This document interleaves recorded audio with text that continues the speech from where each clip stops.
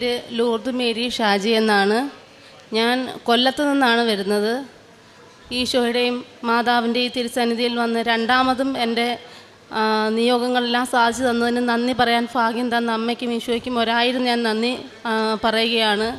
ഞാൻ ആദ്യമായിട്ട് ഈ കൃപാസനം മണ്ണിൽ വരുന്നത് 2018 സെപ്റ്റംബർ മാസത്തിലാണ്. ആദ്യമായിട്ട് ഞാനിവിടെ വന്ന് ഉടമ്പടി എടുക്കുന്നത്.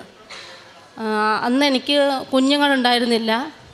പിന്നീട് മാതാവിൻ്റെ സന്നിധിയിൽ വന്ന് ഉടമ്പടി എടുത്തതിന് ശേഷം മാതാവ് എനിക്ക് ഇരട്ട കുഞ്ഞുങ്ങളെ തന്ന് അനുഗ്രഹിച്ചു. ഞാൻ അതിന് മുന്നേ സാക്ഷ്യം പറഞ്ഞിട്ടും ഉണ്ടായിരുന്നു. പിന്നീട് 2018 ഞാനിവിടെ വന്നതിന് ശേഷം പിന്നീട് എന്നെക്കൊണ്ട് പറ്റുന്ന എല്ലാ മാസങ്ങളിലും എനിക്ക് പറ്റുന്നത് പോലെ ഞാൻ അമ്മയുടെ സന്നിധിയിലേക്ക് ഓടിയെത്താറുണ്ട്. എൻ്റെ എല്ലാ സങ്കടങ്ങളും സന്തോഷങ്ങളും എല്ലാത്തിനും നന്ദി പറയാനായിട്ട് ഞാൻ അമ്മയുടെ അടുത്തേക്ക് ഓടി വരാറുണ്ടായിരുന്നു. എനിക്ക് ഒരുപാട് കാര്യങ്ങൾ അമ്മയുടെ അനുഗ്രഹത്താൽ അമ്മ എനിക്ക് നടത്തി തന്നു. നടക്കില്ല എന്ന് ഞാൻ പോലും വിചാരിച്ചിരുന്ന പല കാര്യങ്ങളും എനിക്ക് അമ്മയുടെ സന്നിധിയിൽ വന്ന് കരഞ്ഞ് പ്രാർത്ഥിച്ചതിന് ശേഷം അമ്മ എനിക്ക് സാധിച്ചു തന്നിട്ടുണ്ട്. ഞാൻ അന്ന് മുതലേ ഞാൻ ഉടമ്പടിയിൽ തന്നെയാണ് നിലനിൽക്കുന്നത്. ഞാൻ അങ്ങനെ ഉടമ്പടിയിൽ നിന്ന് മാറി നിന്നിട്ടില്ല ഇതുവരെയും. 2018 ശേഷം എനിക്ക് കാര്യങ്ങൾ സാധിക്കാനുണ്ടെങ്കിലും ഇല്ലെങ്കിലും ഞാൻ ഉടമ്പടി പ്രാർത്ഥന മുടങ്ങാതെ ചെല്ലുന്ന ഒരാളാണ്. കാരണം ഞാൻ ഉടമ്പടി എടുത്തതും പ്രാർത്ഥിച്ചതും ഒരിക്കലും ഒരു മനുഷ്യൻ എന്നോട് പറഞ്ഞിട്ടല്ല. കുഞ്ഞുങ്ങളില്ലാതിരുന്ന സാഹചര്യത്തിൽ ഞാൻ ഇവിടെ ഒരു സാക്ഷ്യം പറഞ്ഞിട്ടുണ്ടെങ്കിലും ഞാൻ ഒന്നുകൂടി പറയുകയാണ്. കുഞ്ഞുങ്ങളില്ലാതെ ഞാൻ വേദനിച്ചിരുന്ന ഒരു കാലഘട്ടത്തിൽ മാതാവ് തന്നെയാണ് ഒരിക്കൽ ഞാൻ ഉറക്കത്തിൽ എനിക്കൊരു സ്വപ്നം കാണിച്ചു തന്നു. ഈ പള്ളിയും പരിസരമായിരുന്നു എനിക്ക് കാണിച്ചു തന്നത്. ഇവിടെ നിൽക്കുന്ന വൃക്ഷങ്ങളും കാര്യങ്ങളും എല്ലാം എനിക്ക് ആ സ്വപ്നത്തിൽ കാണാൻ സാധിച്ചു. ഒരു സ്ത്രീ ശബ്ദം എന്നോട് അന്ന് പറഞ്ഞു, നീ എന്ന് ഇവിടെ വന്ന് ഒരു തിരി കത്തിക്കുന്നുവോ അന്നേ നിൻ്റെ കണ്ണീരുണങ്ങൂ. ഈ വാക്ക് ഞാൻ ഒരിക്കലും എൻ്റെ ജീവിതത്തിൽ ഞാൻ മറക്കില്ല. എന്നോട് പറഞ്ഞത് ഇങ്ങനെയാണ്. ഈ സ്ഥലം കാണിച്ചു തന്നിട്ട് എന്നോട് പറഞ്ഞു, എന്ന് നീ ഈ സന്നിധിയിൽ വന്ന് ഒരു തിരി കത്തിക്കുന്നുവോ അന്നേ നിൻ്റെ കണ്ണീരുണങ്ങൂന്ന്. പക്ഷേ എനിക്ക് ഉറക്കത്തിൽ നിന്ന് പറഞ്ഞ് എനിക്ക് ഈ സ്ഥലമൊന്നും എനിക്ക് അറിയത്തില്ലായിരുന്നു. കാരണം ഞാൻ ഈ പള്ളിയെക്കുറിച്ച് കേട്ടിട്ട് പോലുമില്ല അന്ന് ആ ഒരു സമയത്ത്. പിന്നീട് പലരും പറഞ്ഞാണ് ഞാൻ കൃപാസനം പള്ളിയെപ്പറ്റി കേട്ടതും 2018 ഇവിടെ വന്നതും. പക്ഷേ ഇവിടെ വന്നു കഴിഞ്ഞ് ഈ സ്ഥലം കണ്ടപ്പോൾ എനിക്ക് മനസ്സിലായി, അന്ന് മാതാവ് എനിക്ക് സ്വപ്നത്തിൽ കാണിച്ചു തന്ന പള്ളിയാണല്ലോ ഇതെന്ന്. ഇവിടെ വന്ന് കണ്ടതിന് ശേഷം എനിക്ക് മനസ്സിലായി, അന്ന് ഞാനിവിടെ ഉടമ്പടി എടുക്കാനായിട്ടൊന്നും അല്ല വന്നത്. പക്ഷേ ഞാൻ അന്ന് ഇവിടുന്ന് ഉടമ്പടി എടുത്തു, ഇവിടെ തിരി കത്തിച്ചു, എൻ്റെ പ്രാർത്ഥനകൾ ഞാൻ അമ്മയുടെ സന്നിധിയിൽ സമർപ്പിച്ചു. അതിനുശേഷം 2018 സെപ്റ്റംബറിൽ ഞാനിവിടെ വന്നു. 2019 ഫെബ്രുവരിയിൽ ഞാൻ പ്രഗ്നൻ്റായി. കുഞ്ഞുങ്ങൾ ഉണ്ടാവില്ല എന്നൊരു ഡോക്ടറുടെ വായിൽ നിന്ന് പോലും കേട്ട് എനിക്ക് ഇരട്ട കുഞ്ഞുങ്ങളാണ് ലഭിച്ചത്. അതെനിക്ക് എൻ്റെ ജീവിതത്തിൽ ഏറ്റവും വലിയ അനുഗ്രഹമാണ് മാതാവ് തന്നത്. ആ കുഞ്ഞുങ്ങൾക്ക് ഈ 16-ാം തീയതി ഓഗസ്റ്റ് മാസം 16-ാം തീയതി 5 വയസ്സ് തികയുന്നു. അതുകൊണ്ടാണ് ഞാൻ ഒന്നുകൂടി ഇത് പറയുന്നത്. പിന്നീട് ഒരുപാട് അനുഗ്രഹങ്ങൾ അമ്മ എനിക്ക് നേടിത്തന്നു. ഞാനൊരു സർക്കാർ സർവീസിലാണ്, ഇടുക്കിയിലായിരുന്നു ഞാൻ ജോയിൻ ചെയ്തത്. എൻ്റെ DRB അവിടെയാണ്. അപ്പോൾ എനിക്ക് 5 വർഷം അവിടെ ജോലി ചെയ്യണം. പക്ഷേ എൻ്റെ കുഞ്ഞുങ്ങൾ ഇരട്ട കുഞ്ഞുങ്ങളല്ലേ, 2 പേരെയും നാട്ടിൽ നിർത്തിയിട്ടാണ് ഞാൻ ഇടുക്കിയിൽ ജോലി ചെയ്യാനായിട്ട് പോയത്. പക്ഷേ എൻ്റെ അമ്മേനെ ഏൽപ്പിച്ചിട്ടാണ് ഞാൻ പോയത്. അമ്മയ്ക്ക് ഒരുപാട് ആരോഗ്യ പ്രശ്നങ്ങളും കാര്യങ്ങളൊക്കെ ഉള്ളതുകൊണ്ട് തന്നെ 2 പേരെയും കൂടെ മാനേജ് ചെയ്യാൻ അമ്മയ്ക്ക് ഭയങ്കര ബുദ്ധിമുട്ടായിരുന്നു. അപ്പോഴൊക്കെ ഞാൻ മാതാവിനോട് കരഞ്ഞ് പ്രാർത്ഥിക്കുമായിരുന്നു, മാതാവേ എനിക്ക് ഒരു സ്ഥലം മാറ്റത്തിന് സാധ്യതയില്ല എങ്കിൽ പോലും എൻ്റെ സങ്കടം നീ കാണണേ മാതാവേ എന്ന് ഞാൻ പ്രാർത്ഥിക്കുമായിരുന്നു. ഇതിനിടയിൽ എനിക്ക് പ്രൊമോഷനായ 3 വർഷം പിന്നീട് ആ ഓഫീസിൽ തന്നെ തുടരുകയും ചെയ്യണമായിരുന്നു. അതുകൊണ്ട് എനിക്ക് 3 വർഷത്തേക്ക് പിന്നീട് ഒരു ട്രാൻസ്ഫർ ഞാൻ പ്രതീക്ഷിച്ചിരുന്നതേ ഇല്ല. എങ്കിലും നാട്ടിലെ കുഞ്ഞുങ്ങളുടെ അവസ്ഥയോർത്ത് എനിക്ക് എന്നും സങ്കടമായിരുന്നു.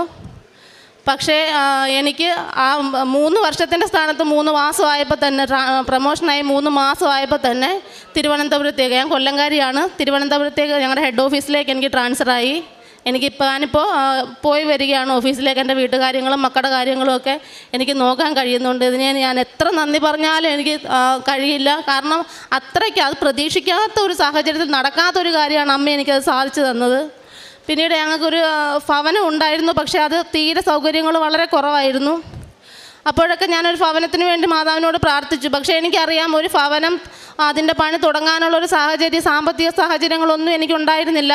കാരണം ഡെലിവറി സംബന്ധിച്ചൊക്കെ ഇച്ചിരി പ്രശ്നങ്ങളൊക്കെ ഉണ്ടായതുകൊണ്ട് തന്നെ ഞങ്ങൾ കുറേ സാമ്പത്തിക ബുദ്ധിമുട്ടുകളിലായിരുന്നു.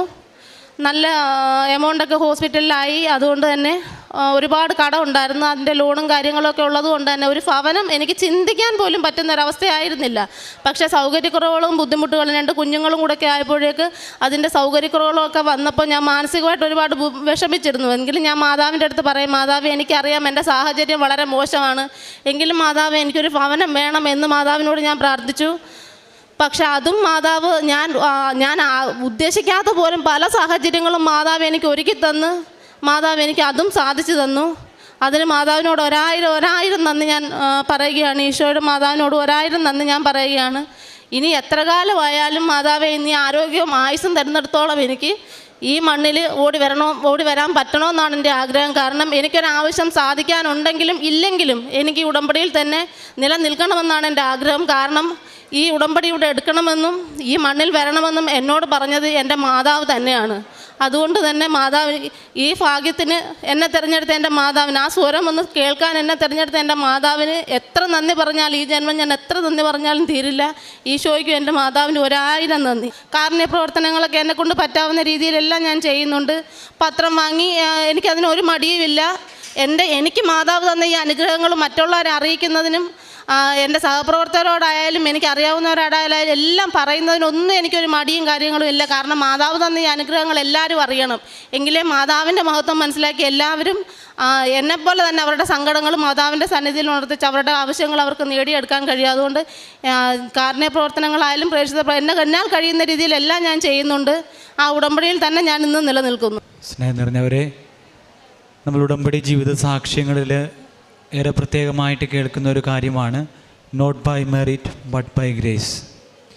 കർത്താവിൻ്റെ കൃപയിൽ ആശ്രയിച്ചുകൊണ്ട് നമ്മളുടെ മെറിറ്റിൽ ആശ്രയിക്കാതെ ജീവിക്കുന്ന, ജീവിതത്തിൽ അത്ഭുതങ്ങൾ സംഭവിച്ച, അടയാളങ്ങൾ സംഭവിച്ച ഒത്തിരിയേറെ വ്യക്തികളുടെ സാക്ഷ്യങ്ങൾ നമ്മൾ ഈ അൾത്താരയിൽ കേൾക്കുന്നതാണ്. ഈ സഹോദരിയും നമ്മളോട് പറയുകയായിരുന്നു, വർഷങ്ങൾക്ക് മുൻപ് ഈ അൾത്താരയിൽ സാക്ഷ്യം പറഞ്ഞു. പരിശുദ്ധ അമ്മ ഡോക്ടർമാർ വിധി എഴുതിയതിനു ശേഷവും പരിശുദ്ധ അമ്മയുടെ പ്രത്യേകമായിട്ടുള്ള മധ്യസ്ഥതയിൽ 2 കുഞ്ഞുങ്ങളെ കിട്ടിയതിൻ്റെ സാക്ഷ്യം പറഞ്ഞു എന്ന് പറഞ്ഞു.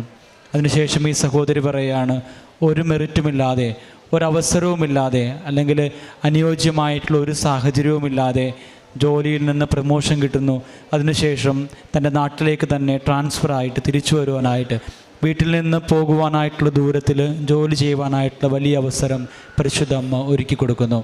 അതുപോലെ തന്നെ ഈ സഹോദരി പറഞ്ഞു, ഒരു ഭവനം, നല്ലൊരു ഭവനമില്ലാത്ത അവസ്ഥ, അത് പരിശുദ്ധ അമ്മയുടെ സന്നിധിയിൽ നിയോഗമായിട്ട് സമർപ്പിച്ച് പ്രാർത്ഥിക്കുന്നു.